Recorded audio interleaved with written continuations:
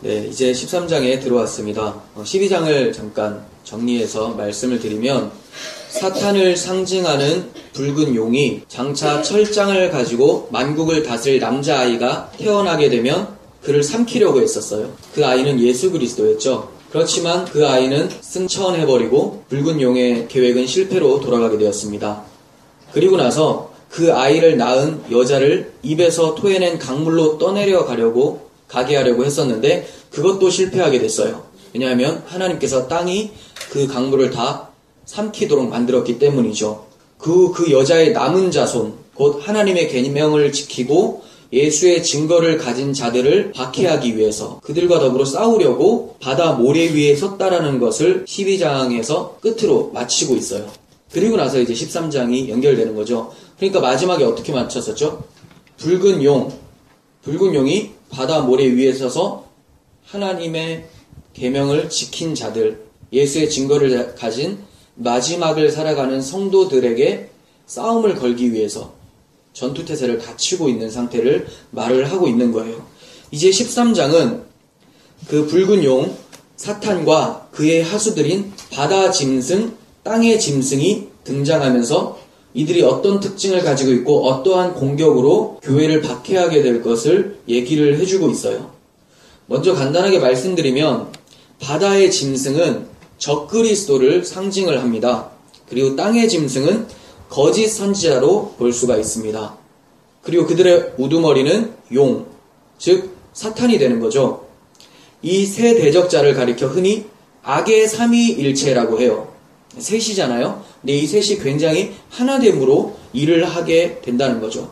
왜 악의 삼위일체라고 하냐면 하나님을 그대로 모방하고 있기 때문에 그래요. 용은 사탄이죠. 이 용은 성부 하나님을 흉내내고 있고 바다의 짐승은 성자 예수 그리스도를 흉내내고 있어요. 그리고 땅의 짐승은 거짓 선지자, 땅의 짐승이 거짓 선지자인데 이는 성령을 흉내내고 있는 거예요. 삼위일체 하나님을 모방해서 대적하고 있는 모습이죠.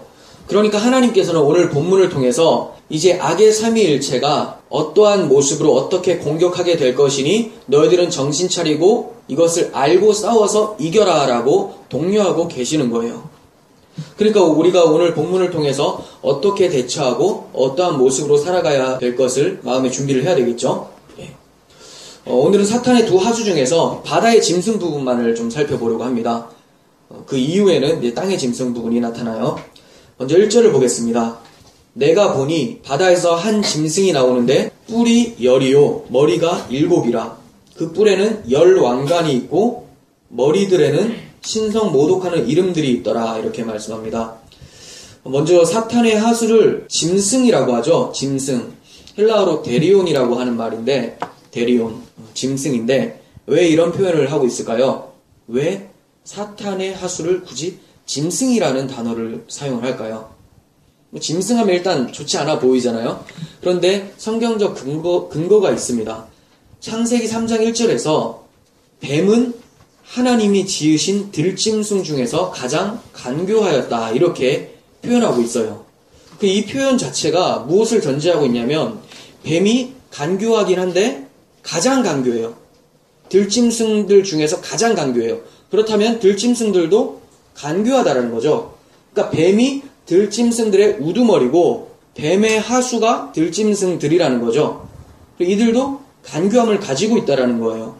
그래서 성경에선 들짐승은 이스라엘의 대적을 표현할 때 자주 사용이 돼요. 즉 뱀, 사탄의 하수가 들짐승으로 표현이 되고 사탄의 하수니까 당연히 이스라엘 백성들을 공격하는 모습으로 자주 등장을 하게 된다는 거죠. 먼저 신명기 7장 22절을 보면 내 하나님 여호와께서 이 민족들을 내 앞에서 조금씩 쫓아내시리니 가나안 땅에 들어가면 가나안 족속들을 하나님이 쫓아내실 거라고 얘기를 하고 계세요. 너는 그들을 급히 멸하지 말라. 들짐승이 번성하여 너를 해할까 하노라. 이렇게 말씀합니다. 여기서 들짐승은 1차적으로는 진짜 들짐승으로 보여줘요.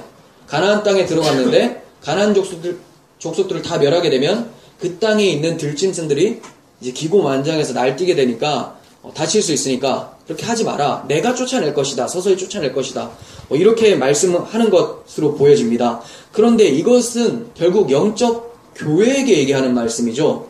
국가 이스라엘은 영적 교회를 상징하는데, 그렇다면 가나안과 싸우는 것은 우리 안에 있었던 죄악된 마음들과 싸우는 것을 얘기해요. 그러니까 우리 안에 죄악된 더러운 마음들을 그리스도께서 계속해서 점령해 나가고 사라지게 하실 것인데, 이것을 우리 힘으로 너무 갑작스럽게 처리하지 말라는 거예요. 그거는 하나님의 은혜가 아니라 우리 스스로의 힘으로, 그러니까 율법주의와 같은 거죠. 그렇게 됐을 때는 들짐승과 같이 우리를 오히려 공격하는 세력의 영향을 받을 수가 있다, 이렇게 해석을 할 수가 있어요. 그러니까 이것뿐만이 아니라 들짐승이 구약 이스라엘 백성들을 공격하거나 그들에게 피해를 주는 사례들은 굉장히 많이 발견이 됩니다. 그리고 마가복음 1장 13절에서도 굳이 들짐승이라는 단어를 사용을 하고 있는데, 예수님께서 광야에서 40일 동안 줄이시고 마귀에게 시험을 받게 되죠. 그때 광야 40일을 계시면서 사탄에게 시험을 받으시며 들짐승과 함께 계시니 천사들이 수종들더라, 이렇게 표현하고 있습니다. 여기서 들짐승이 데리온이라고 하는 똑같은 단어예요. 짐승. 그러니까 들이 붙느냐 안 붙느냐는 상관이 없어요. 어차피 똑같이 짐승이나 들짐승이나 데리온이라고 하는 한 단어예요. 네. 그러면 예수님께서 광야에서 사탄에게 시험받으며 들짐승과 함께 있었던 말은 예수님이 사탄의 하수들의 공격에 계속 유혹당하고 미혹당하고 박해를 당하고 있었다라는 거죠. 그렇지만 예수님께서 그것을 견뎌내시고 승리했다라는 것을 얘기를 해요. 이 들짐승들은 어떠한 사탄의 하수들, 적그리스도 세력을 얘기를 하면서도 동시에 우리들도 표현하고 있는 거예요. 예수 그리스도를 십자가에 못 박았었던 우리의 옛 모습을 상징하고 있는 거죠. 그러니까 예수님께서는 들짐승들의 먹이가 되기 위해서 이 땅에 오신 거죠. 즉 우리의 먹이가 되기 위해서 이 땅에 오셔서 우리의 먹이가 되셔서 생명 양식이 되셔서 우리를 살려내시는 사역을 하셨던 거예요. 그래서 이런 단어, 들짐승이라는 단어를 사용하고 있습니다. 그러니까 사탄을 용 또는 뱀으로 표현한 것도 에덴 동산의 미혹자를 떠올리게 한 것이고, 짐승이라고 단어를 사용한 것도 에덴 동산의 들짐승들을 연상시키기 위해서 이 단어를 빌려와서 사용한 것으로 볼 수가 있습니다. 그런데 13장에는 두 짐승이 등장을 해요. 바다의 짐승, 땅의 짐승. 그런데 이들이 어디서 출현하고 있습니까? 예, 바다와 땅이죠. 근데 이 바다와 땅을 합치면 세상이 돼요, 세상. 10장 2절에서도 우리가 살펴봤었는데, 펴놓인 책을 들고 있었던 천사가 있었어요. 근데 그 천사의 발이 오른발은 바다를, 왼발은 땅을 밟고 서 있었죠. 이것을 통해서 제가 어떻게 말씀을 드렸냐면, 예수 그리스도의 대리자격인 이 천사가 복음을 선포하고 있는데, 바다와 땅을 딛고 선포하고 있다는 것을 통해서 온 세상이 주의 복음을 들어야 된다는 것을 의미한다고 말씀을 드렸었어요. 그렇다면 짐승이 바다와 땅에서 올라오고 있다는 것은 온 세상에서 올라오고 있다는 거고, 마귀, 사탄이 온 세상을 바다 짐승과 땅의 짐승을 통해서 통치하고 있다는 것을 우리는 알 수가 있게 되는 거죠. 에베소서 2장을 통해서 사탄이 세상을 다스린다고 사도 바울이 얘기를 하고 있습니다. 2장 2절, 그때 너희는 그 가운데서 행하여 이 세상 풍조를 따르고 공중의 권세 잡은 자를 따랐으니 곧 지금 불순종의 아들들 가운데 역사하는 영이라, 이렇게 얘기합니다. 어떤 자들을 통치한다고 얘기하고 있어요? 세상 풍조를 따르는 자들을 통치하고 있다. 세상 풍조라는 것은 세상 사람들이 생각할 때 이건 힘이다, 이건 성공이다, 이건 기쁨이다 라고 하는 그 모든 것들이 다 세상 풍조예요. 세상의 가치관, 이거를 따르는 자들을 통치하고 있는 거죠. 다시 말해서 하나님께 불순종하는 자들 가운데 역사하고 있다고 말을 하고 있어요. 그런 모든 인간은 죄인이며 하나님께 불순종했으니 타락한 아담의 후손들은 누구나 사탄의 통치를 받고 있는 상태인 거예요. 물론 여기서 천사의 펴놓인 두루마리 책, 즉 복음을 받아 먹은 자들은 이제 사탄의 통치에서 벗어나 하나님의 통치로 들어가게 된 것이지만, 하나님의 은혜가 개입되지 않은 모두의 인간 모두의 상태는 다 마귀의 통치를 받고 있다는 것을 전제하고 있는 것이죠. 그렇다면 세상이 사탄에게 어떻게 통치되고 있을까요? 그것은 이 짐승들의 모습을 통해서 볼 수가 있는데, 먼저 바다 짐승의 모습을 보시면 뿔이 10개라고 얘기를 해요. 뿔이 10개. 그리고 머리가 7개. 보통 괴물을 생각을 하잖아요. 근데 계시록에서 나오는 숫자는 뭔가 의미를 얘기하기 위해서 한 거지, 정말 7개의 머리를 상징하는 적그리스도가 있다, 이거 이렇게 생각하시면 안 됩니다. 뿔이 10개, 힘과 권세를 얘기를 하죠. 아주 강력한 것을 얘기하고, 머리가 7이라는 것은 굉장히 지혜롭다라는 거예요. 7, 완전 숫자. 마치 왕의 모습을 연상케 합니다. 그리고 그 머리에 왕관이 있다고 하니까. 그런데 성경에서 진짜 왕이 누구라고 하고 있어요?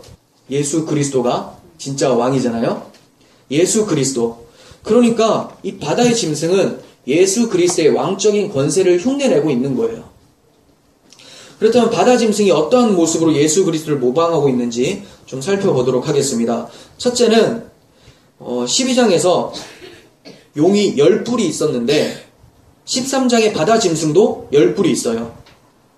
뿔은 말씀드렸다시피 힘과 권세를 상징하고 있는데 이 뿔이 바다 짐승에게도 있다라는 거예요. 그 말은 사탄의 권세를 바다 짐승에게 주었다라는 것이 돼요. 이것은 성부 하나님이 자신의 권세를 성자 예수님에게 부여한 것과 같은 거죠. 예수님께서 요한복음 17장에서 기도를 하실 때 이렇게 하십니다. 아버지께서 아들에게 주신 모든 사람에게 영생을 주게 하시려고 만민을 다스리는 권세를 아들에게 주셨음이로소이다, 이렇게 얘기해요. 그러니까 예수님의 권세는 아버지의 권세고, 이 바다 짐승의 권세는 사탄의 권세가 되는 거죠. 똑같이 따라요. 그러니까 사탄은 성부 하나님을 모방하고 있는 거고, 이 바다 짐승은 성자 예수님을 그대로 모방하고 있는 거예요. 그런데 본문 2절 하반부에 보시면 용이 자기의 능력과 보좌와 큰 권세를 그에게 주었더라라고 하고 있죠. 사탄이 자기 권세를 준 거예요. 그런데 여기에 능력과 보좌도 주었다라고 하는데, 계시록에서 예수님에 대해서 설명할 때 자주 표현되는 단어들이죠. 능력과 보좌. 나중에 찾아보세요. 계시록 5장 12절 13절에도 있고 3장 21절에도 있습니다. 이렇게 예수님에 대해서 능력과 보좌, 권세를 상징하는데 바다 짐승이 그렇다는 거예요. 또한 그리스도께서는 많은 왕관을 쓰고 계시잖아요. 이게 이제 19장 12절에 표현이 되는데, 짐승도 10개의 왕관을 쓰고 있다고 얘기를 하고 있어요. 그리고 세 번째는 그리스도께서 죽음에서 부활하신 것처럼 짐승도 상하여 죽게 되었는데 다시 살아나요. 3절에 보시면 나오죠. 그리고 네 번째, 하나님과 그리스도께서 경배를 받으시는데 이 용과 짐승도 경배를 받는 모습이 나타납니다. 그게 4절에 나타나요. 그리고 다섯 번째는 그리스도께서 짐승과 싸우듯이 짐승도 성도들과 싸우는 모습이 나타납니다. 이게 7절이죠. 이렇게 예수님을 모방한 바다의 짐승의 정체는 다니엘서 7장을 통해서 더 자세하게 드러납니다. 다니엘서 7장에는 바다에서 올라오는 4마리의 짐승이 나타나요. 근데 이 4마리의 짐승이 어떠한 모습을 가지고 있냐면, 처음에는 사자, 두 번째는 곰, 그리고 표범 10뿔 달린 짐승으로 나타나요. 4마리 짐승. 그러니까 본문 2절에서 표현된 바다 짐승의 모습과 거의 동일하죠. 곰 같고 사자 같고 표범 같고 이렇게 나오잖아요. 그러니까 이 다니엘서 7장을 염두하고 이렇게 쓴 거예요. 다니엘서 4 짐승은 다니엘이 포로로 끌려갔었던 바벨론으로부터 시작해서 예수님 초림하실 때까지 하나님의 백성 이스라엘을 지배했었던 4나라를 상징하는 표현이에요. 그러니까 뭐가 되겠습니까? 첫 번째는 곰이 되겠죠. 사자 같은 경우는 죄송합니다. 사자 같은 경우는 여기 바벨론이 되겠죠. 두 번째, 곰 같은 경우는 바사, 표범은 헬라, 10뿔 달린 짐승은 로마가 되는 거예요. 이렇게 4나라. 그런데 계시록의 바다 짐승은 한 마리로 표현되잖아요. 4마리가 아니라. 왜 이렇게 표현하고 있을까요? 그 말은 이 4마리 짐승을 싹 모아서 한 마리 안에 다 집어넣는 거예요. 이 바다 짐승이 뿔이 10개가 있고 왕관도 있고 사자 같기도 하고 곰 같기도 하고 표범 같기도 하다고 표현하고 있죠. 이 말은 바벨론, 바사, 헬라, 로마를 다 합쳐놓은 것과 같이 강력한 적그리스도가 출현한다라는 것을 얘기를 하고 있는 거예요. 사도 요한 당시에는 로마가 그랬죠. 하지만 이때뿐만이 아니라 한 번도 빠짐없이 적그리스도는 계속해서 존재했었던 거죠.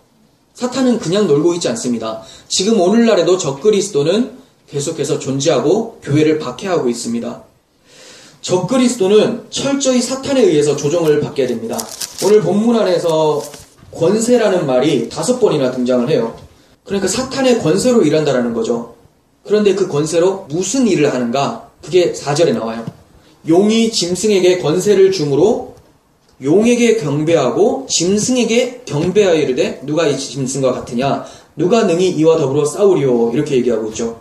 그 권세로 무엇을 한다고요? 용에게 경배시키고 짐승에게 경배시키고, 다른 말로 사탄에게 경배하게 하고 적그리스도에게 경배하게 만든다라는 거예요. 그러면서 땅의 사람들이 그들을 경배하는데 이 땅에 사는 사람들이 뭐라고 얘기를 하냐면 누가 이 짐승과 같으냐 이렇게 얘기를 해요. 누가 이 짐승과 같으냐. 여러분 그 미카엘 이름이 뜻이 뭔지 아세요? 누가 하나님과 같으냐 이 뜻이에요. 12장에서 미카엘이 싸워서 승리하는 모습이 나타나죠. 근데 지금 13장에서는 짐승이 막 경배를 받으면서 그 경배하는 사람들이 누가 짐승과 같으냐 이렇게 얘기하고 있어요. 그러니까 이 짐승이 하나님과 같다라는 것을 얘기를 하는 거죠. 신성모독이죠. 그래서 짐승의 머리에 뭐가 적혀 있어요? 하나님을 모독하는 이름들이 막 적혀 있는 거예요. 자기를 신격화하고 또 결국은 사탄을 숭배하게 만드는 적그리스도를 말을 하고 있는 거예요.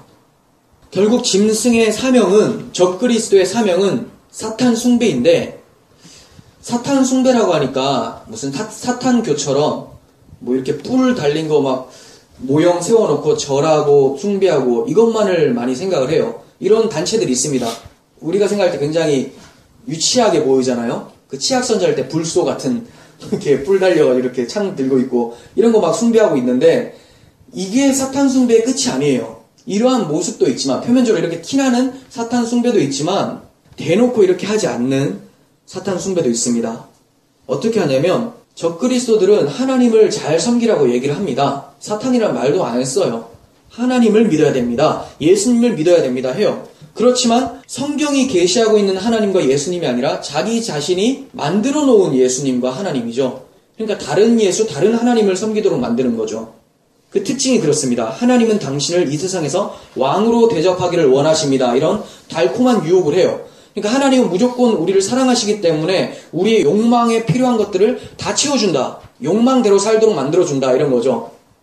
그러면 사람들은 그 달콤한 유혹에 넘어가서 자신이 올라가려는 것을 가로막는 사람이나 상황을 하나님께 거역하는 행동이라고 생각하면서 그들을 처단하고 박해하려고 하죠.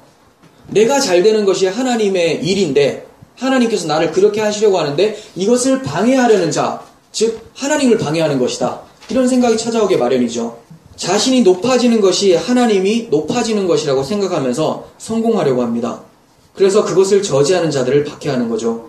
이게 기복주의고 이게 고지론이에요. 이러한 유혹이 아담과 하와에게도 찾아왔었고 그 유혹에 넘어가 스스로 높아지려고 했었던 시도가 바로 선악과를 먹는 사건으로 나타난 거예요. 그런데 이러한 유혹이 언제까지 계속될까요? 5절 보세요. 또 짐승이 과장되고 신성 모독을 말하는 입을 받고 42달 동안 일할 권세를 받았다. 42달, 42개월 동안 그렇다. 그렇다면 42개월, 3년 반만 참으면 되나? 지난번에 많이 말씀드렸지만 이 42달은 상징적인 숫자죠. 주님의 승천과 더불어 주님 재림의 때까지 하나님의 교회가 이 땅을 살아가는 기간이 42달, 3년 반이고 나머지 3년 반은 예수님께서 초림부터 십자가까지라고 말씀을 드렸어요. 이것이 합쳐지면 7이 나오죠. 그래서 마지막 7년 대환란이라고 하는데 그런 거 없고 이 말세가 7년이다. 그게 대환란이고 이 7년 기간 동안 박해를 받는 것을 7년 대환란이라고 했지만 똑같은 기간을 천년 왕국이라고도 얘기를 하죠. 왜 그렇습니까? 말세 이 교회 기간, 주님 오셔서 재림의 때까지 1000년 동안 왕노릇한다.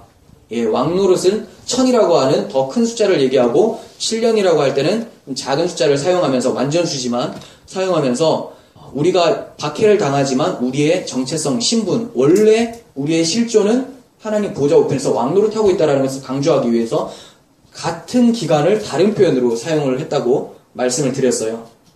그러니까 이 42달 동안 교회의 기간 동안 성도의 육체는 짓밟힘을 당하게 되죠. 목숨을 빼앗길 수도 있어요. 하지만 영혼은 안전하다라는 것을 우리가 배웠습니다. 하지만 성도의 영혼이 구원에 있어서는 안전해요. 절대로 빼앗을 수가 없고 건드릴 수가 없어요. 구원에 대해서는 취소가 될 수가 없어요. 그런데 성도의 영혼이 유혹당하고 미혹당해서 고통스러워할 수는 있다라는 거예요. 쉽게 말씀드리면 내가 저 말을 들으니 마음이 상했어 라고 하잖아요. 마음이 어렵다. 교회에서는 어렵다라는 말을 많이 쓰는데 어렵다, 마음이 어렵다, 마음이 상했다.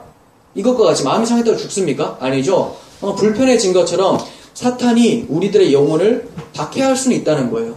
근데 구원은 취소되지 않죠. 그러니까 42달 동안 성도의 육체가 짓밟히고 우리의 생명, 육체적 생명이 짓밟히고 영혼이 악한 말에 유혹을 받으면서 세속화되는 상태를 다른 말로 박해로 고통받는다 이렇게 표현할 수가 있는 거예요. 마귀는 육체적 박해와 더불어 영혼의 박해도 계속해서 공격을 합니다.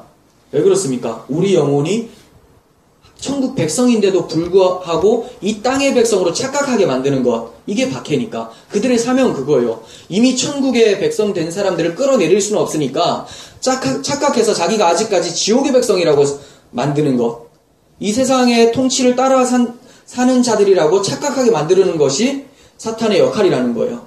베드로후서 2장 7절에서 8절을 보시면 롯에 대해서 얘기를 하고 있습니다. 소돔과 고모라 성의 롯. 무법한 자들의 음란한 행실로 말미암아 고통당하는 의로운 롯을 건지셨으니 이는 이 의인이 그들 중에 거하여 날마다 저 불법한 행실을 보고 들음으로 그 의로운 심령이 상함이라. 네, 이런 뜻이에요. 영혼이 상한다라는 것은 악한 말과 악한 행실들, 악한 가치관에 계속해서 유혹당해서 자기도 세속화되어 가는 과정이 의로운 심령이 상하는 것이고 박해를 당하는 것이다. 이렇게 표현을 하고 있는 거예요. 그렇다고 해서 마귀가 승리하는 것은 아니잖아요. 이미 주님의 십자가에서 승리는 이루어졌어요. 그리고 주님께서 승리의 면류관을 쓰셨듯이 우리도 주님과 함께 승리의 면류관을 쓰게 돼요. 그런데 7절에서는 바다 짐승이 성도들과 싸워서 이기게 되었다 이렇게 표현하고 있어요. 여기서 이기게 되었다는 말이 과거형이에요. 이겨버렸대요. 그러니까 많이 죽여버렸다는 거예요. 11장 7절에도 이것과 유사한 표현이 나옵니다. 그들이 그 증언을 마칠 때 무적행으로부터 올라오는 짐승이 그들과 더불어 전쟁을 일으켜 그들을 이기고 그들을 죽일 터인즉. 네, 무슨 뜻이에요? 이미 살펴본 대로 두 증인이 복음을 증거하다가 육체적 박해와 육신의 생명이 다하는 것을 짐승이 이긴 것이다 이렇게 표현을 하고 있는 거라고 말씀을 드렸었죠. 바다 짐승이 이긴 것도 이와 같은 겁니다. 진짜 이긴 것이 아니라 육체적 생명을 앗아갔다라는 것을 얘기하는 거예요.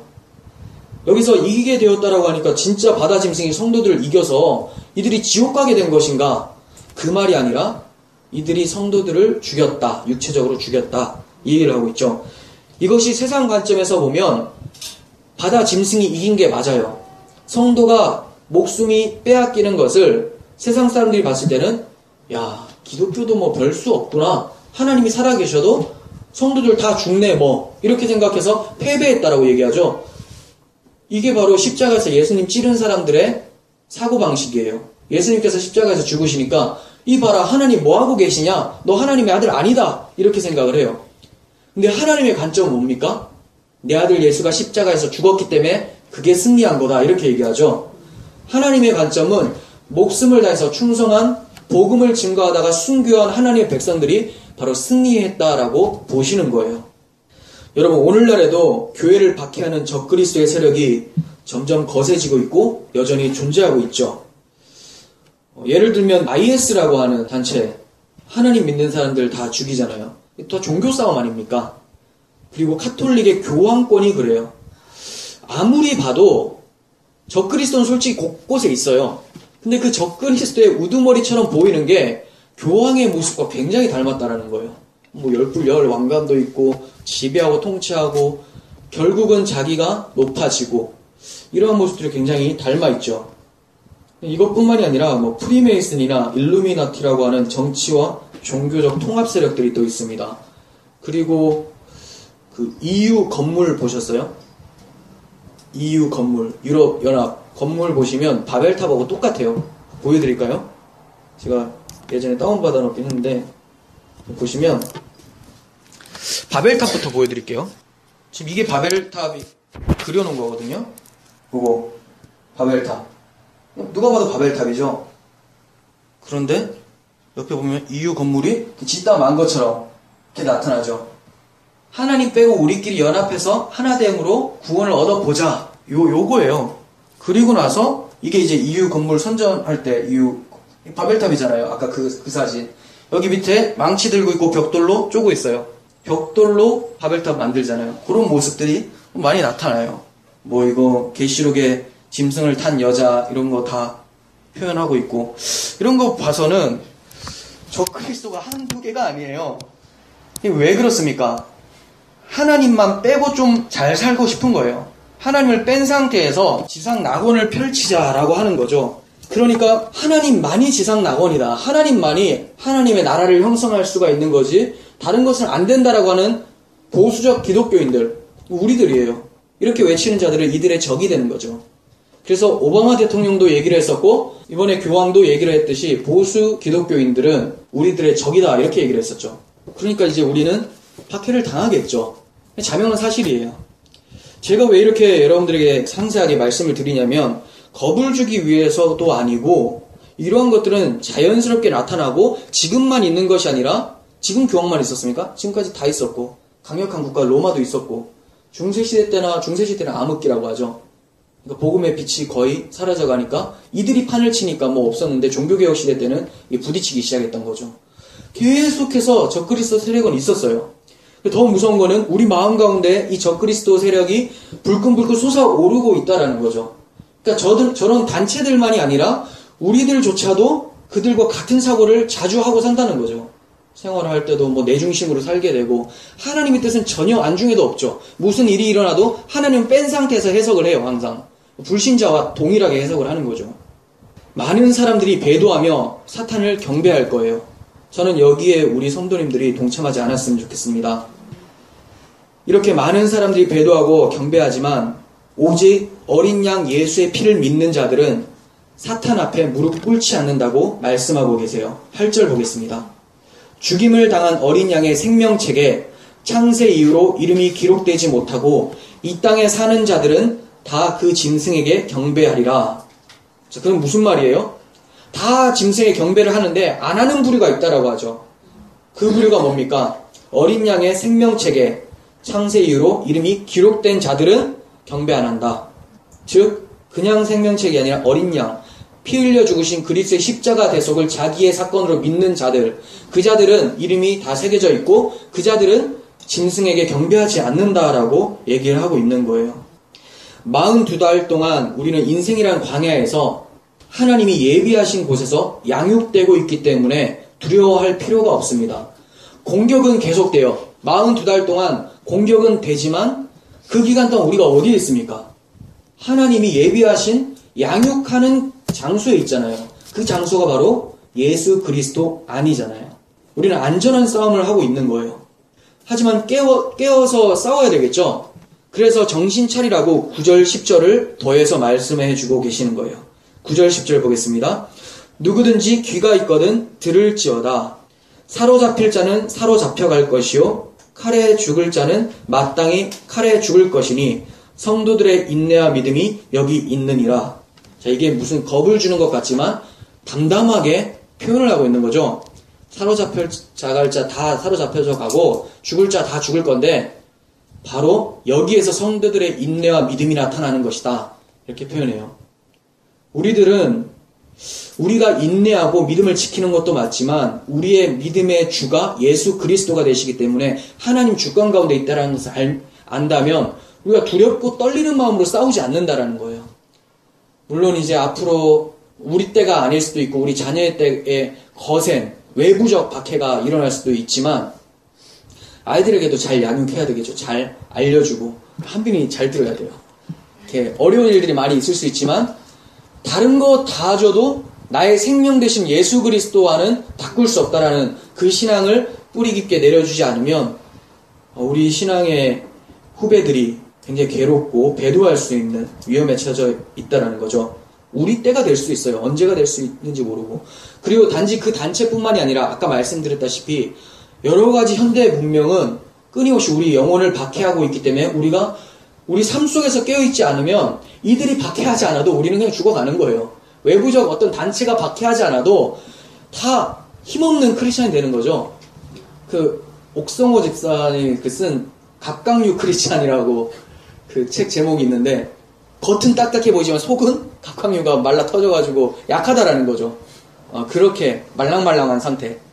겉으로는 굉장히 성경 끼고 이렇게 뭐 하는 것 같지만 막상 영적 싸움 부딪히면 다 무너진다라고 하는 것처럼 우리가 아내가 튼실해야 되겠죠.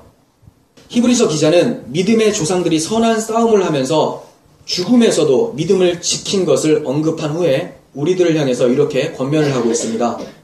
히브리서 12장 1절에서 3절.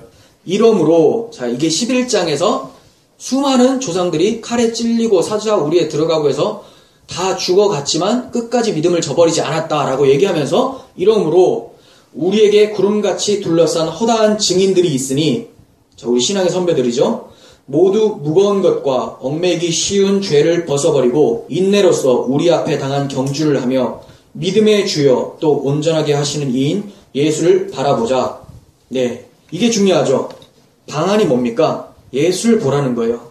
그는 그 앞에 있는 기쁨을 위하여 십자가를 참으사 부끄러움을 개의치 아니하시더니 하나님 보좌 우편에 앉으셨느니라.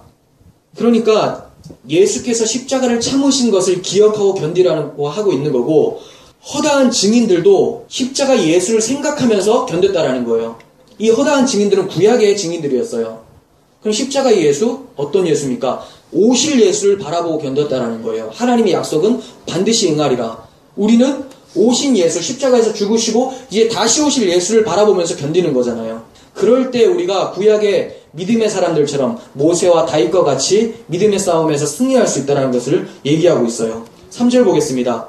너희가 피곤하여 낙심하지 않기 위하여 죄인들이 이같이 자기에게 거역한 일을 참으신 일을 생각하라. 무슨 말이에요? 피곤하고 낙심하지 않기 위하여 전쟁에서 지지 않기 위해서는 죄인들이 자기를 거역한 것을 참으신 예수 그리스도의 인내를 기억하라고 하는 거예요. 여러분 우리가 전쟁에서 승리할 수 있는 비결은 단 하나입니다. 예수 그리스도를 바라보자 이거죠. 십자가를 놓쳐버리면 우리의 신앙은 갑각류 크리스찬 신앙이 돼버리는 거예요. 아무것도 없습니다. 우리의 신앙의 반석이 예수님인데 그 반석이 무너져버리면 우리 신앙은 무너져 내릴 수밖에 없어요. 어떤 박해가 찾아오면 예수님이라는 반석 다 내주죠. 이 머릿돌 당신 가져가시오. 이것도 가져가시오. 나에게 산돌이지만 이제 이 산돌 필요 없습니다. 근데 우리가 지켜야 될 것은 우리의 육체적 생명 지키는 것도 아니고 가정 지키는 것도 아니고 그리스도라는 이름, 그 십자가의 복음을 지킬 때 우리의 주변 환경도 그리스도 안에서 지켜진다는 것을 믿으셨으면 좋겠습니다.